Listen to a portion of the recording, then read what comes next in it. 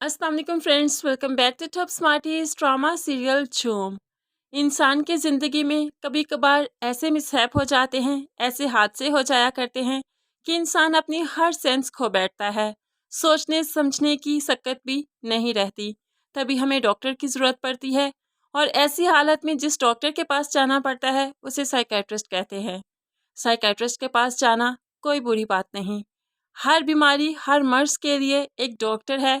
तो सेंसलेस जो इंसान हो जाता है या जो अपना टेम्पर खो बैठता है, तो उसके लिए साइकेट्रिस्ट ही बेस्ट ऑप्शन होती है, जो कि इंसान को ठीक तरीके से समझ पाती है। अब जब यहाँ पर आर्यन के माँ बाप का झगड़ा हुआ, इनमें सेपरेशन हो गई, तो आर्यन चूंकि इकलौती औलाद थी, उसने इस बात को बहुत फील किया। कोई बहन भाई नहीं था जो कि उसके गम को बांट सकता। माँ छोड़कर चली गई, बाप के पास आर्यन रह रहा था। ऐसे में उसने सेंसलेस तो होना ही था कि ये इतना बड़ा मिसहैप जो उसकी ज़िंदगी में आया, तो भला उसकी सेंसेस कैसे कायम रह सकती थी। ऐसे में वो जो बहुत ज़्यादा हाइपर हो जाता है, उसका टेम्परामेंट लूज़ हो जाता है, तो ये इसी बात की निशानी है कि उसने बहुत गहरा सदमा लिया है, उसने अपने रिश्ते खोए हैं। तो ऐसे में जब बाप ने समझा कि ये ठीक हालत में नहीं, तो बाप ने 5 से 6 माह के लिए इसे एडमिट करवा दिया था, जिसकी भिनक शहरी को पड़ गई। तो आज जब रिश्ता लेने के लिए आर्यन अपने बाप के साथ आया, तो शहरी ने यही बात ही तो की कि आर्यन को 6 माह के लिए आपने पागलखाने क्यों दाखिल करवाया था। जिस पर आर्यन को फिर से गुस्सा आ जाता है और वो यहाँ से उठकर ही चला जाएगा। लेकिन साइम उसे बहुत समझाने की कोशिश करता है कि ऐसा मत करो, वापस जाओ और हम जो रिश्ता लेने आए थे उसी बारे में बात करते हैं, क्योंकि ये शहरी की चाल है कि तुम्हें गुस्सा दिलवा रहा है, लेकिन तुम्हें इस टाइम गुस्सा नहीं करना। लेकिन आर्यन उसकी कोई बात सुने बगैर वहाँ से चला जाता है। अब यहाँ पर बाप भी उसे समझाता है कि कभी कभार चीज़ों को इग्नोर करना सीखो। जिससे हम बहुत ज़्यादा मोहब्बत करते हैं, उनसे जुड़े हुए रिश्तों की तलहियों को बर्दाश्त करना सीखो। इसलिए मरियम से जाकर एक्सक्यूज़ करो, हम दोबारा से उसके घर जाएंगे। इसीलिए तो बाप की बात सुनते हुए आर्यन फिर से मरियम के हॉस्पिटल जाता है।